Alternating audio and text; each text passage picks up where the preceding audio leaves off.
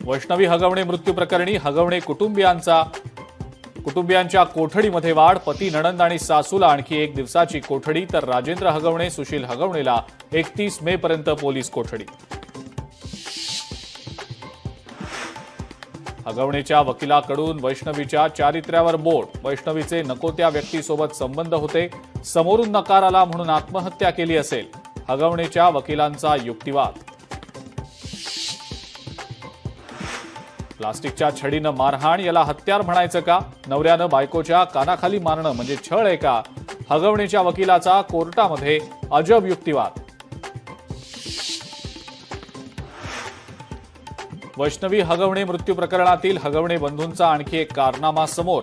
सुशील आणि शशांक हगवणे या दोघांनीही शस्त्र परवाना देताना खोटं शपथपत्र दिल्याचं उघड.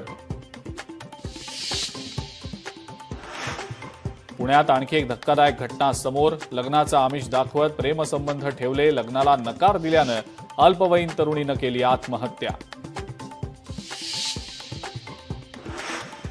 आगामी मुंबई, ठाणे आणि पुणे पालिका निवडणुका भाजप स्वबळावर लढण्याचे अमित शहांचे संकेत, सूत्रांची माहिती.